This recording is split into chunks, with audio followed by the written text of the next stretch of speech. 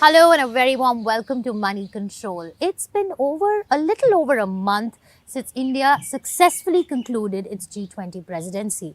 It was a year when over 100 cities and towns of India decked up and rolled out the red carpet for the who's who of the world. At stake was a consensus and many expectations. India, of course, managed the expectations rather well as it gently but very definitively pushed the agenda of the developing world. The one person carrying the burden of those expectations is India's star bureaucrat, Mr. Amitabh Kant. Many thanks, Mr. Kant, for joining us. Of course, you've worn several hats, a career that spanned several decades. You've been as much a part of the India story as anybody else in the government, in policy making. If we could ask you to look back to this 1 year when India was leading the G20 presidency, were there moments, were there times when you felt that India probably would not succeed in driving a consensus? Were there very difficult countries that you worked with where you felt that, okay, this is not going to happen and, we'll probably just have to make do with whatever we can come back with? Well, not only me, but several people across the world thought that India will not be able to deliver because of the complex nature of issues, not merely the geopolitics, but there were vast challenges on climate, there were huge challenges on energy, all ministerials had not succeeded, and therefore it was finally left to the leaders' level, and therefore essentially Sherpas who represent the leaders in the negotiations, and it was finally we had to sort out all these issues of climate, energy, many issues on geopolitics, and even when we finally succeeded on climate and energy to bring out a consensus, because multilateralism works on consensus. Everybody must agree. If one party doesn't agree, it doesn't work.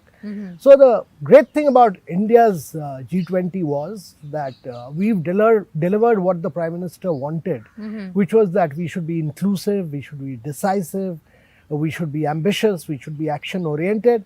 And therefore, at the end of it all, 83 paras, we've had 87 outcomes, we've had close to about 112 odd documents, so we are close to about... So how many drafts did you tear up, or how many drafts were rejected before this final So on document? one single para, let me tell you, one single para, which is the Russia-Ukraine para, we went through 16 drafts. It was finally the 17th draft where we forced the issue. But 16 drafts, we went through about 250 bilaterals.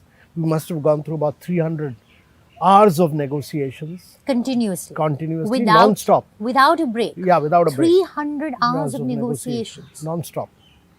So it was really tough. It was not easy. We had to get everybody around. We had to do 250 bilaterals, one after another. So besides China and Russia, which were the other challenging countries? No, everybody was a challenge. We had to push back everybody. Other than emerging countries, because we worked with Brazil, we worked with South Africa, we worked with Indonesia, we got Mexico, Argentina, Saudi, Turkey all along with us. But eventually we had to push back G7 a lot. We had to push back Russia enormously.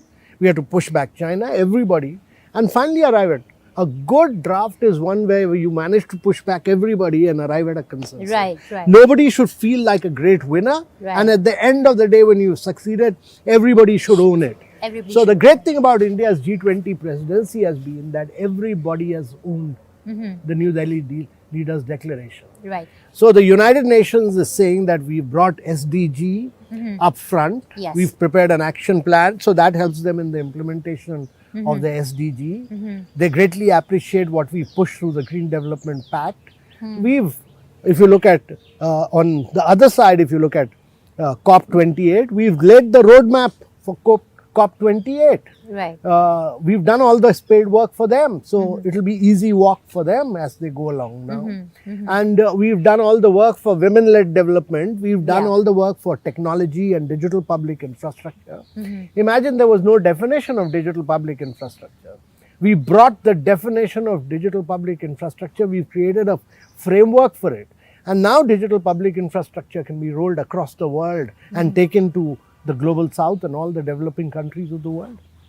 It's commendable, and it's again, like you said, that nobody expected the G20 presidency to pan out the way it has panned out. If you were to, identify 3 big wins for India from this, from a perception point of view, from an actionable agenda point of view, what would you say there?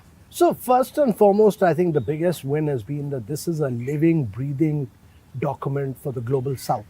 The issue of developing countries, emerging markets, has never been brought center stage like India did. And I think the Prime Minister really led from the front by arguing that African Union must become a member of the G20. So that makes it about close to about 88 to 90% of the global GDP representation by G20. We've, on every issue, we fought for the global south, from inclusive, sustainable, bold growth to technology, to multilateral development banks, which have the voice and representation of the developing countries. We fought all through for the global south. So I think that's the number one priority, which is a big win for India. And secondly, I think women-led development, because there is no multilateral document in the world which has in such an ambitious and bold and courageous manner brought out the issue of women empowerment, gender equality, women-led development. I don't think there's any other document which has done this. And thirdly, because SDGs have taken a big hit because of COVID, only 12% of SDG are on track. We brought SDG action plan center stage, and we put it right where it mattered, and we said the world needs to move forward on SDGs. We've done 2 other spectacular things which are very important. One is that both SDG and climate, and we push for the Green Development Pact. This is the first time the leaders of G20 have worked around a Green Development Pact. But both Green Development Pact, the tripling of renewable energy, the SDGs require more resources to flow in to the global south. And therefore, our finance track has really pushed for bigger, better and more effective multilateral development banks, which was very important. And I think the results of this you'll see in the coming years. We've really delivered on the ambition side. Absolutely. The presidency was also at a very, very difficult time. A war continues between Russia and Ukraine, and currently we have a war going on between Israel and Hamas. Diplomatically speaking, it's been a very tough tightrope walk for India during the G20 presidency. Currently, considering our global relations, with our relations with the Middle East and so on, what was the communication? What was the messaging that India was communicating to the world? Because India wants to be seen as an empathetic leader, wants to be perceived as a leader of the global south, took the voice of the developing world, yet it had to emerge also as a voice of conscience. So how did you manage that fine balance? And do you think you managed it? No, so if you look at the para on Russia-Ukraine crisis, we call it planet, progress, people and prosperity. And we clearly say that the use or threat of use of force for territorial acquisition is not permitted. We've said that nobody should violate other countries' territory. We've said that there should be political sovereignty, there should be political independence, there should be non-use of nuclear force. All this is very, very strongly stated. Those are very, very strong paras. They recall the Bali statement, they recall the United Nations resolution, but they're very, very strong in their own way. They send out a clear message. So what India has achieved as far as geopolitics is concerned, the United Nations and the United Nations Security Council has not been able to achieve. Nowhere have they been able to achieve a consensus like India did. So I think that's to the great achievement of India, its ability to straddle the world of G7, to bring emerging markets together, to bring China, to bring Russia, everybody together to be able to bring consensus on the table on very complex issues of the world. Right. These are very complex issues. I mean, climate, energy, SDGs. All these are very complex issues. The Green Development Pact was very, very complex. And we've demonstrated our great ability to bring everybody together and yet be very ambitious and be very inclusive. Okay, moving on now from G20. Over several decades, as you've been part of the government, one of the key initiatives that you have conceptualized and executed has been Make in India. And now when you look back, there is a sense that private investment has not picked up to the degree that it could have picked up. Make in India, it has taken off in pockets because of the PLI scheme, but it could have done a lot more. I just want to get your sense on what can India do now going forward to ensure that we capitalize on this whole China Plus strategy. The world is looking at alternate destinations. How can India build on Make in India? So 3 things. When we did Make in India, the basic objective was to have ease of doing business. A lot of work was done around ease of doing business, making things easier, scrapping of a lot of rules, regulation, processes, procedures. The FDI policy was totally opened up. Right. It led to a growth of FDI in India. And thirdly, I think our patent regime was liberalized, and today we have a lot of patent registrations. So those are very notable achievements in the Indian context. And later, we worked around the production-linked incentive scheme. Right. And we've seen Apple, Samsung, many pharmaceutical companies all expand their production. And I think the PLI scheme will continue to deliver in the coming years in both electric manufacturing, advanced chemistry, cell, battery, and many more areas. There are 2 key issues which are very important to keep in mind, and one is that ease of doing business should be a constant process, not merely by the government of India, but by also the states. Absolutely. The states must take it as a challenge, and they must scrap a lot of rules, regulation processes, because a lot of action is in the states. And secondly, we must be very clear that we have to be a very integral part of the global value chains. That's how business is done across the world, and that means that you'll have to import thousands of items for the end product to be manufactured in India. Right. And over a period of time, then the value addition keeps increasing.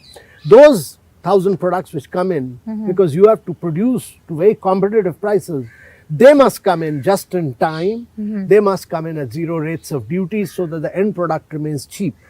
So we can increase our duties on products where we are the ultimate consumer, like furniture, etc., like food items and so on, where we are the ultimate consumers. Sure. But products which get into exports, it's very, very important that export items, particularly high value added items like mobile manufacturing, like electric vehicles, many other things, which we'll get into, and we need to get into these sunrise areas of growth. Right. Everybody must be very clear. So we should lower our customs duty on? Those items have to be at 0 rates of duties so that we become competitive in the export market. And therefore, India needs to be, every time we've grown on the back of exports. We need to really grow on the back of exports. We must become a leading exporter in the world. Right. And that means that you must be globally very competitive. And that's why leading economists will tell you that a lot of components which come into the ultimate manufacturing have to be at 0 rates of duties. But the ultimate products which are consumed by Indians, those we must go vocal for local. Totally vocal for local. And in the long run, as we keep importing, we should attempt to become a manufacturer of those items also as we go along. But that'll take time. It'll not happen. That should take a process of. Will take a process of. Because it's a complex process of getting. Because I mean, look at Maruti. When it came in from Japan, all items were manufactured there. But then we built up tier 2, tier 3, tier 4, tier 1 manufacturers. And then the entire value chain builds up, but it took a little time. And I think that process of taking time is a process which takes the next 5 to 6 years. So, but we seem to be doing something that's completely the opposite, right? We've raised our trade barriers, we've increased our duties, import duties, because we want to encourage Make in India, and we, so it almost seems like we're doing the opposite of what you're suggesting. In fact, even in food, we have raised our export duties. We're not enabling farmers to export their produce because we want to bring inflation down. Tesla, India is really trying to get Tesla to come in, and Tesla has been vying for duty cuts. In your view, and we do know that there are meetings scheduled, in your view, what can India do, not only for Tesla, but when it comes to getting these big manufacturers to come and set shop? Because one of the issues that they come across is that different states have different rules, and that becomes problematic to navigate. And while we might have made some progress in ease of doing business, but there's still a lot that... So Tesla's problem is very different. You know, Tesla does electric vehicle manufacturing. Now, if you're importing a vehicle in its totality, the rates of duty in India are very high. I think they're in the region of about 135 to 140% if you bring the vehicle in total. Right. If you dismantle and assemble them in India, then the value comes down to about 45% or something. Yeah. The challenge with Tesla vehicles is that you can't, what they say is that you can't dismantle them. And therefore, the duty rates are very, very high. Right. Now, the challenge is that Tesla should manufacture in India. Our aim should be that Tesla should manufacture in India. But Tesla says that it wants to test out the market for a period of 3 years or something, and it wants to bring down the duties to the same rates as they are assembled here. But I think what we should really work with Tesla is that we should really lay down a roadmap that we are willing to do this for a particular period of time, subject to your manufacturing in India, because the EV market is going to grow and expand in India. So the eventual objective of all this should be that eventually Tesla should manufacture in India. Yeah. It's like it But should in be a terms make of in India. timelines. Eventually Tesla should be a make in India electric vehicle for the Indian markets and export from India to the rest of the world. So some of the issues with the PLI scheme was that the timelines were a bit unrealistic. And some of the schemes were rolled out during the pandemic, and that's why a lot of manufacturers could not take advantage of that. 3 years, they say, is not enough. So when you talk about Tesla or any other company for that matter, do you think India needs to probably take a slightly more long-term view and give slightly easier timelines, more realistic timelines in terms of, increasing and ramping up their manufacturing capabilities in India? Let's first understand what the PLI is. The Production Linked Incentive Scheme says that India is not competitive in certain areas. Because it is not competitive, we are going to support you subject to your increasing your production by this percent, this percent, this percent for the next 5 years. If you keep meeting your targets, we'll support you for the next 5 years. Right. But the scheme will be withdrawn after a period of 5 years. Right. So you're giving a window for 5 years to make India a manufacturing nation. But my belief is that India should not have PLI across the board. India should make itself very competitive across the board in every sphere. Why should India not be competitive? Its turnaround time should be better. India has done a lot of work. Its infrastructure has improved. It's spent about 4% of its GDP, from 1% to 4% of its GDP on capex now. So the roads are good, the ports are better, you have airlines connectivity, you have airports. Now, there's a huge improvement in infrastructure. Correct. So PLI is meant only in some areas, some key areas where we were uncompetitive for a limited period of time. Sure. But the objective is not that you should have some centers of excellence in certain areas. The objective should be that we are going to make India the most productively efficient economy in the world. We are going to beat China in being the most productively efficient economy in the world. We'll make our logistics better, we'll make our roads better, we'll make the cost of production better, we'll have higher levels of labor productivity, we'll do away with all these outdated rules and regulations which the Prime Minister is focused on. That should be our objective, and that is what the Prime Minister is driven at. So yes, we've really sorted things out where hard infrastructure is concerned. But when it comes to paperwork, when it comes to that basic ease of doing business, we have the taxman sending out notices.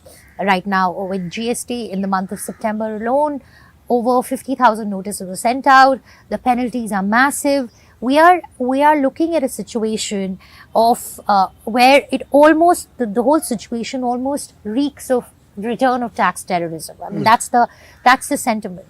So, as someone who's really worked and who's very passionate about making in India, doing business, making it easier in India, why is it there's such a disconnect between the grand schemes and the administration and the bureaucracy on ground? So the Prime Minister's focused very heavily on ease of doing business. He has a big stake in that. He's the one who pushed us towards it.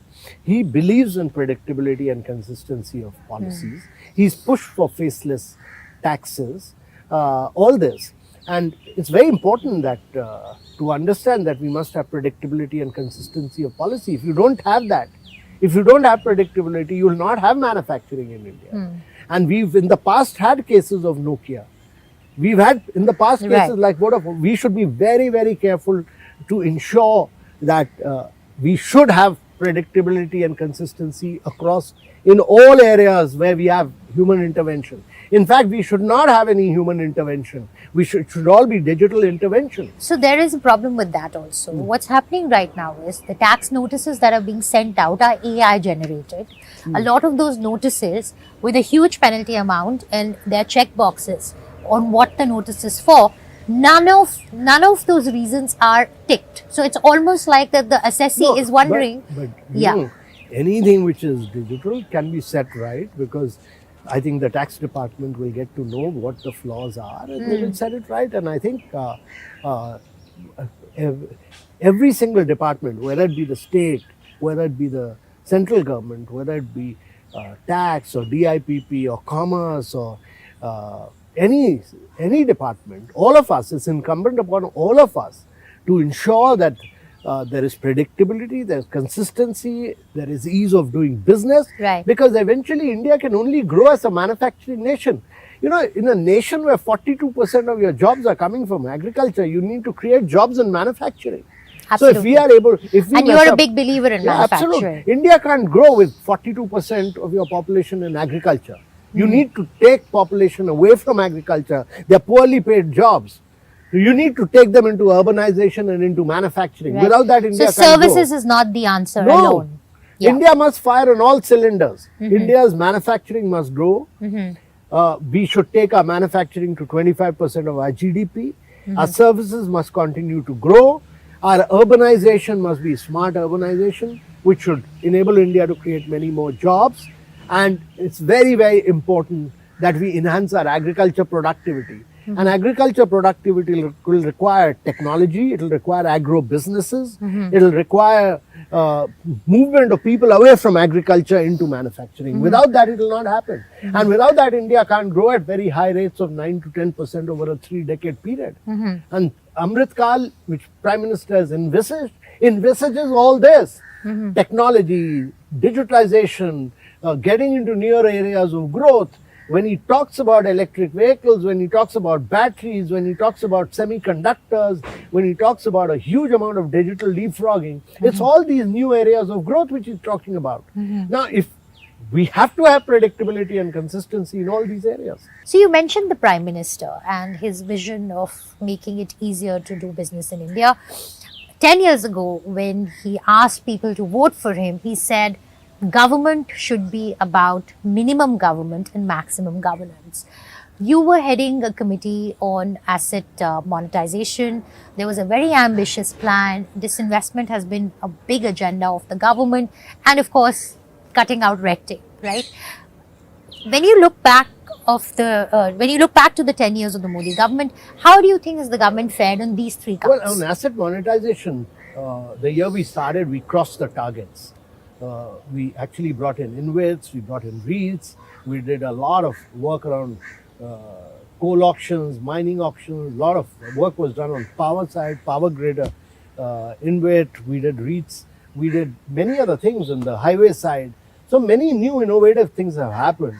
I think that momentum must be tripled and pushed harder, because our belief is that there are certain areas where government will create infrastructure given the nature of it.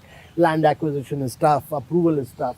And once the government has created those infrastructure, it's important that we bring in private sector, because operation and maintenance, the private sector is much better. Once revenue streams start coming in, through a transparent process, we should be able to put them out into the market.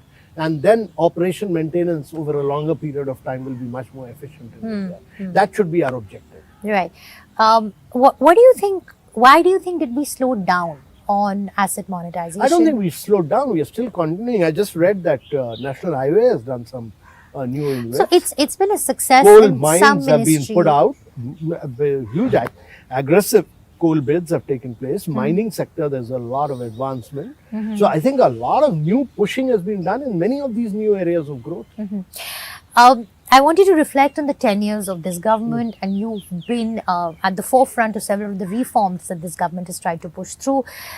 If you were to assess the kind of the most significant reforms that India has unleashed in the last decade, which ones, according to you, are the most significant ones? I think the most significant one is, when I was traveling across India while implementing the aspirational district program, I think first and foremost, in the villages of India, I saw that all kacha houses have become pakka houses.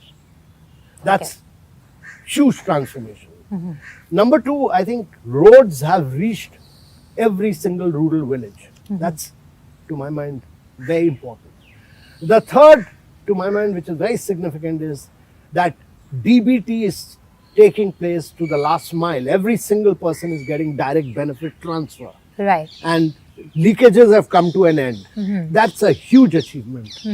And fourthly, to my mind, opening up of the bank accounts in the name of women has led to huge amount of financial inclusion, and it has led to women empowerment, and it has really led to credit flow. Microfinance companies are today putting money into the hands of women, and therefore women entrepreneurship is growing in rural areas. So these, to my mind, are the most significant transformations that have taken place in India. So as Prime Minister Modi gets ready for another election, and we have a whole host of state elections this year, general elections next year, what, according to you, should be the focus areas now as India starts or tries to make, get into Amrit Kal? What the government focus on development, because there's a completely new India. There's all young Indians. Right. It's a young India.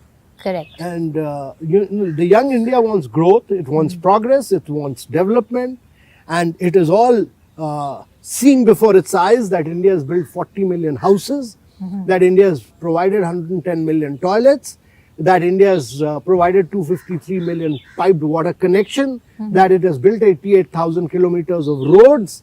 All these are huge developments which have taken place in the last 7 to 8 years. That we've ensured digital fast payments, we've ensured DBT, 700 schemes of the government, we are putting money directly into the bank accounts, that we could do 2.2 billion COVID vaccination during the COVID period, cashless and paperless.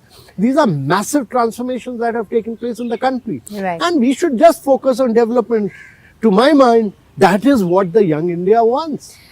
So the current narrative that we see is also talking about reservations, it's also talking about Hindutva, and you talk about young India, and you interact so much with startups and aspirational youth of India. Do you think the time has come now for India to move beyond this narrative, and this narrative will not find as much traction as one would have, as it would have gotten maybe 10 or 20 years ago? I think the reason why the Prime Minister's rating is still very high, in a democracy, to win 2 elections and still retain a rating of over 75%, is because the people of India believe that good governance is good politics.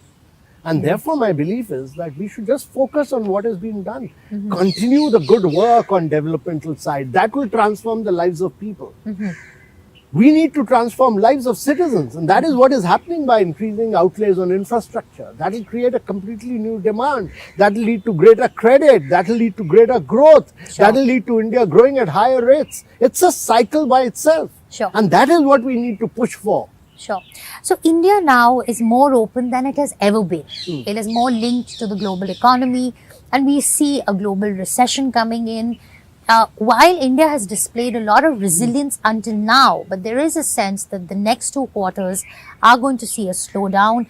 I want to get your perspective in on what do you think will be the key growth driver for India, and in a scenario when globally growth is slowing down, what would be your growth prescription for India? So 2 things. One is that the global growth is going to slow down. There's no denying that. The global growth next year, unlike what IMF is predicting, to my mind, will not be more than 1.7%. But global growth, even if it slows down, India's share in the global GDP has to keep rising. You know, every crisis is also an opportunity because others are slowing down. You are a young population, your demographics are young, and therefore this is an opportunity for us to really carry out all the reforms. This is an opportunity, much like what we did during COVID, that we didn't give out large packages, we brought in reforms. This is a period of great reformation for Indian society to do large-scale manufacturing, penetrate global markets, ensure that you are able to become a leading exporter in several key areas, get into all the sunrise areas of growth and become a global champion. We import $200 billion worth of fossil fuel. Yeah. We should be an exporter of energy, as the Prime Minister has said.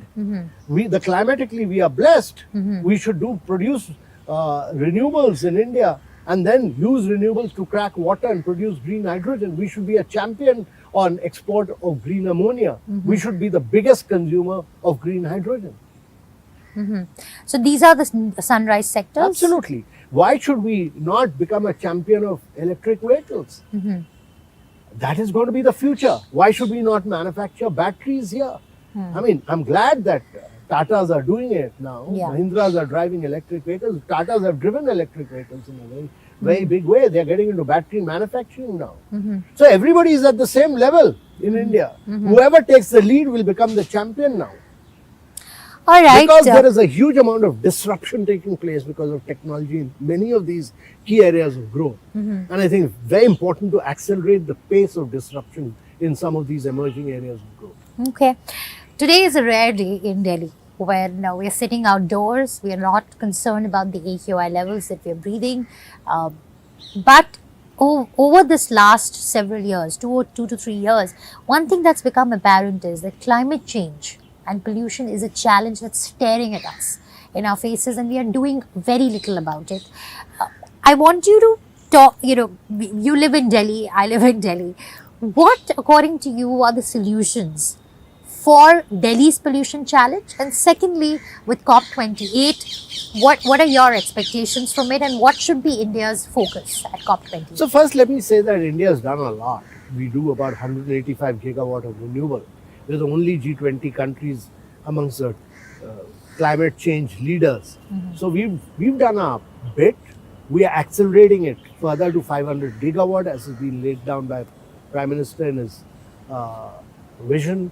I think, to my mind, on several issues, we need to have very clear targets that by 2030 we should make all our two-wheelers and three-wheelers 100% electric. That should be our roadmap. Okay. Where 70% of the vehicles are two-wheelers, three-wheelers, we should say that the whole country should go electric by 2030. That will make us a manufacturing champion. The great thing that the government did was to have 10,000 buses which were to be provided through the urban affairs. Right. They said all of them will go electric. And we should actually do procurement of 50,000 buses and make India the champion of electric vehicles in India. So pool all the demand of state governments and central government and say 50,000 buses in the next 2 years, make India the champion of electric vehicle buses manufacturing. How about cab aggregators? Yeah, everyone should go electric. That's because transport is your biggest polluter, to my mind.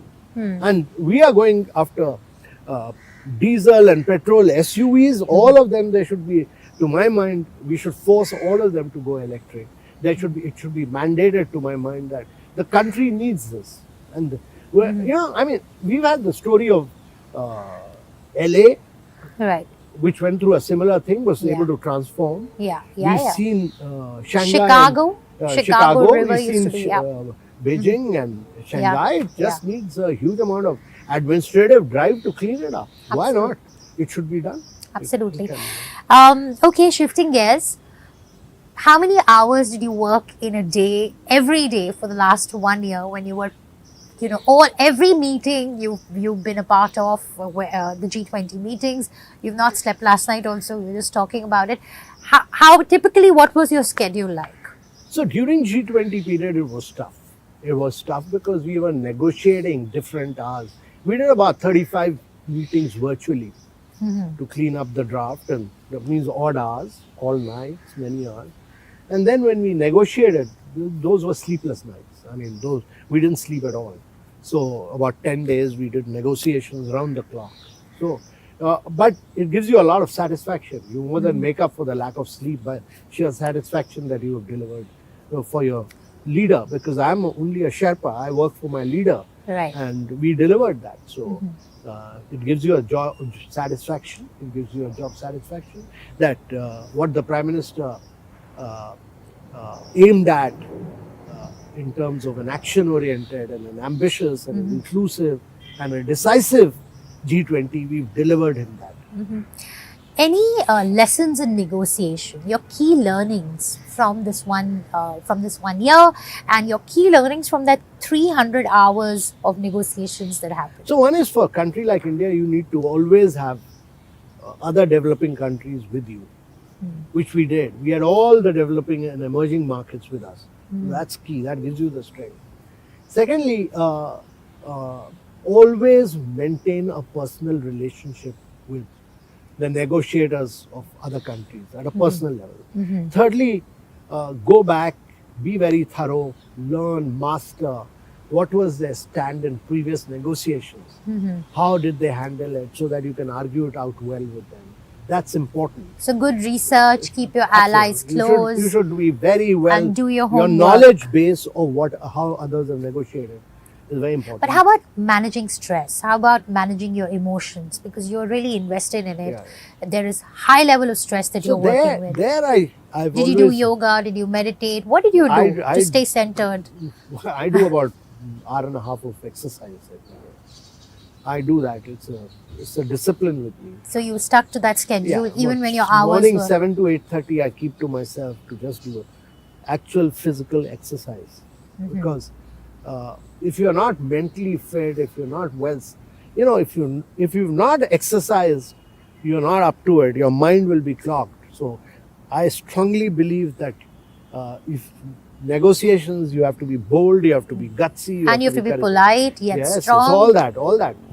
That's why I said personal relationship is very important, but all that requires you to be in the best of physical fitness. So, Mr. Kant, there is only so much time, right? Your work takes up so many hours. If you were to choose between sleep and working out, what would you choose? Well, both. You can do both. You can sleep. Okay. And you can but you must do workout. You can't say that I'm only going to work. Your work is a function of your ability to be mentally and physically fit. Right. And mentally and physically fit means that you must do some physical exercise. All right. Yeah. Any advice? You must maintain the balance of life. Okay. Any advice for future negotiators and for future administrators? Well, my only advice would be that be very thorough, be very well studied, be very well researched, and build up a very good relationship, build up alliances, get all emerging markets together. That's the key to the success. And be very open, be very frank, and be very forward-looking and progressive. If you're forward-looking, progressive, you'll be able to positively tell them that this is what we are aspiring for. So what next for you, Mr. Kant? Do we see you take on greater responsibility in the government? What would you like to do? And what can we What can we expect from India's star bureaucrat? Well, I just want to play more golf now and improve my handicap. Where in Delhi, I don't think you have the air quality to play golf regularly. And travel around India and go to the Himalayas and do some trekking and walking around and just taking life easy. No more books in the annual? Well, I'll write one in due course. I'll be very happy to write one. So, Writing I keep doing, so Right. I'll put it all together. So have you thought about a topic that you'd like to write about? No, not yet. Still thinking through it. Do we see you joining the government No. in a greater capacity? No, I've done lots of work in government. I've done about 44 years. I think I should take a breather and work outside government. And do my play games, walk around.